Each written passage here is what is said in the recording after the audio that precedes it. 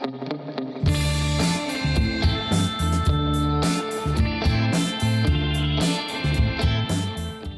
í föstudagsþáttinn. Við komum víða við að vanda og við höfum fengið ljósmóður í sófann til okkar í fyrsta einslag og það er hún Inga Vala Jónsdóttir. Hjartanlega velkomin. Takk fyrir. Þú ert búin að vera ljósmóður í 15 ár, sagðirðu mér. Já. Hefur einhverja tölu yfir hve mörgum börnum þú hefur tekið á móti? Þau eru nú kannski ekkert svo voðalega mörg, af því ég hef nú aldrei verið í fullu starfi og hef unnið líka með heilsugæslu, en þau eru eitthvað á 300. Á 300. Já.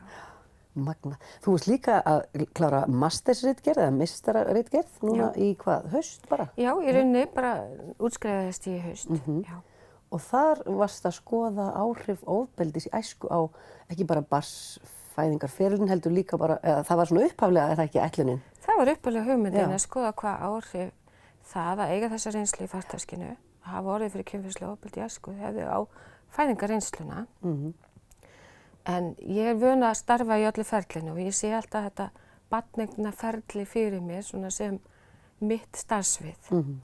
Og ég gat ekki látið vera sögurnar sem komu í leiðinni af sem sagt meðgöngunni og líka því að verða mamma á móðurhlutverkinu. Já, eftir að barnið er komið í heim. Þannig að ég endaði eiginlega í öllu ferlinu, þó ég hafi nú ætlað að reyna að takmarka mig til að byrja með. Þannig að verkefnið er svolítið stækkað og bólnað. Já, það gerði það. Já. En ég held að það sé betra fyrir vikið. Já, já. Geturðu svona sagt okkur aðeins helstu niðurstöður og kannski ef það er eitthvað sem kom á óvart? Já, það var, eins og ég segi, ég byrjaði að vinna út frá fæðingunni og hvaða áhrif ofbeldisreynsla hefði í rauninni á fæðingarreynslu. Og það var svona kannski ekkert mjög margt sem kom á óvart af því ég hafði nú kynnt mér efni ágætlega í fræðunum. En þegar ég fór að skoða betur meðgönguna og líka í rauninni svona rannsókn fer þannig fram að ég tek viðtöl við mæður sem hafa semst þessa reynslu, hafa orðið fyrir ofbeldi í æsku og eru mæður, hafa eignast barn. Og hvaða tengingar þær sjá við og maður tekur svona djúp viðtöl. Það fóru að koma sögur svona líka áhrif á meðgönguna og hvernig ofbeldi spilaði þar inn í, hvaða áhrif það hefði á það sem einstaklinga, hvernig það litaði reynslu þeirra, bæði af því að vera kannski ófrísk af samskiptum við heilbrigðiskerfið, við okkur ljósmæður og annað heilbrigðisstarfsfólk. Og líka svo það sem mér fannst kannski hvað merkilegast, hvað þetta virtist smitast líka yfir á móðurhlutverkið. Að börnin virtust verða kveikjur stundum að minningum sem að vissulega var þeim oft mjög erfitt en líka var til þess sem var kannski jákvæði, eina af jákvæðisögunum í öllu þessu erfiða að það hvatti það svona áfram til þess að vinna með sína reynslu af því að þeim langaði svo að verða betri mömmur.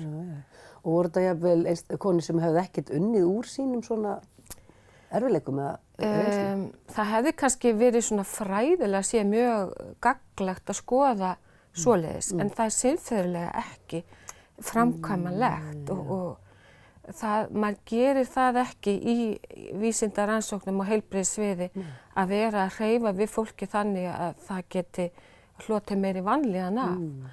Þannig að mín leið til þess að fá viðmælendur var að fara í gegnum þessi samtök sem hafa starfað með þolendum og fá þar viðmælendur í gegn sem höfðu sagt frá, höfðu unnið með sína reynslu, en höfðu þá líka pælt sér svolítið í gegnum þessa tengingar einmitt sem ég var að leita eftir. Þannig að kannski má segja að sé pínu skekkja þarna af því að ég var að tala við konur sem höfðu unnið svona vel úr, að ég var ekki í rauninni kannski að fá konur sem að áttu þetta eftir og ég gæti svona verið að spá í hvernig sé ég þetta, hvernig get ég aðstoðað að hjálpa til sem ljósmóðir. En þetta kannski sagði mér líka bara svolítið það hvaða er virkilega alltaf mikilvægt að segja frá og mikilvægt fyrir okkur að spyrja. Gefa fólki leyfi til að segja frá. Og var eitthvað svona sammerkt, hversu mörg viðtöl voru þetta? Þetta voru 17 viðtöl sem ég vann úr hjá 9 konum, þannig ég var að tala við flestar þeirra 2 sinnum. Það sem mér finnst kannski koma fólki svona, helst á óvart og kom mér á óvart í byrjun þegar ég var að byrja að skoða fræðilega efni. Það er í rauninni hvað þolendur búa við oft skerta heilsu. Já. Hvað heilsufar þeirra er oft bara hreinlega bágborið. Bara lita að þessari reynslu alveg. Já, og það má skýra kannski á þann hátt að þegar að barn verður fyrir ofbeldi, þá verður það fyrir mikla áfalli. Og áfall kalla fram sterk streituviðbrögð í líkamanum. Og ég tala nú ekki þegar barn verður fyrir endurteknu ofbeldi eða veit ekkert hvert á að leita með sína reynslu á kannski ekki nein orð yfir hana, að þá verður það í viðvarandi streituástandi sem smá saman kalla fram sjúkdóma hjá okkur. Já. Og þá var áberandi langvarandi verkir og til dæmis í tengslum við gigtarsjúkdóma en líka náttúrulega mjög áberandi voru geðsjúkdómar. Já. Þannig að þetta kannski var svona sammert með þessum konum sem þú talaði við. Já. Þess konar vandamál. Já. Og það einmitt litaði sko meðgönguna mikil kvíði og streita og sem að þróast oft yfir í þunglindi eftir fæðingu. Og svona mikil vanlíðan tengd því auðvitað. En einmitt eins og þú segir, ljósipunkturinn í þessu er að þetta voru kannski konur sem voru svo tilbúnar að halda áfram einhvern veginn að vinna á sínum málum. Já. Eftir að það skynjuðu kannski þessa líka tilfinningar í garð barnsins. Já. Að það sko, og þú veist bara það að kannski barnið þitt náði svipuðum aldri og þú varst, þegar þú varst fyrir ofbeldi, að þá einhvern veginn kallaði það yfir því, já, byrju, þetta var svo rangt sem gerðist. Það er eitthvað sem að, ég þarf að vinna úr og kannski í fyrsta skipti gátu þær sagt sko, þetta gat ekki hafa verið mér að kenna. Og fylgdustu með þeim í mörg ár alveg eftir fæðinguna? Er þetta kannski, þú veist, mæður 3 ára barna eða? Þær sem áttu nýlegustu reynsluna áttu börn bara á leikskólaaldri eða dagmömmualdri og þær sem áttu elstu börnin, það voru börn sem voru farin sjálfa eiga börn, skilju. Þannig að þetta var mjög breytt aldurspil og það er líka það sem að maður var að leita þetta eftir, svolítið breytt í hópinn. Og sem betur fyrir þetta var það þannig að elstu konurnar kannski upplifðu erfiðara viðmót í heilbrigðiskerfinu. Það var svona minna svigrúm í gamla daga. Og meira tabú í gangi kannski. Já, og maður heyrði svona, og maður heyrir auðvitað enn þann dag í dag að konur sem að höguðu sér ekki rétt í fæðingu, þær voru náttúrulega óhemjur og eitthvað slíkt, skilurðu. Svona, og maður átti bara að haga sér á vissan hátt og vera bara hlýðinn og góður og mátti ekki hafa neina sérþarfir eða eitthvað þannig. En kannski í dag erum við vissulega að reyna að mæta fólki þar sem það er statt og taka tillit til þeirra þarfa. Því það eru mismunandi eftir hvað við erum mörg bara. En var þetta svona svipuð reynsla, var þetta kynferðislegt ofbeldi eða var þetta alls konar ofbeldi? Það var auðvitað, byrjunin, eða minn útgangspunktur var kynferðislegt ofbeldi. En það sem var svona, það kom mér líka svolítið á óvart en kannski þegar maður fer að skoða fræði betur að er svo lógískt, er að hafirðu orðið fyrir ofbeldi snemma, þá ertu útsettari fyrir meira ofbeldi síðar á ævinni. Það er búið að vaða við mörkinni og einhvern veginn bara er auðveldara að misbjóða fólki sem hefur verið misbjóðið áður. Og það er allskis ofbeldi, eins og bæði kemur þarna inn á eineltisreynsla, það er ofbeldi í sambandi og kynferðisofbeldi seinna meir.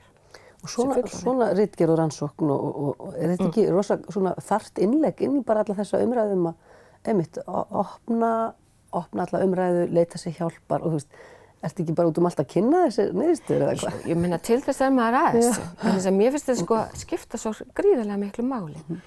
Og þetta hittir náttúrulega bara ótrúlega vel á þegar ég var í miðri verkefnavinnu að þá dundi MeToo-byltingar yfir samfélagi. Og sem að hafa vissulega sýnt fram á þörfinu og opna mikið umræðinu.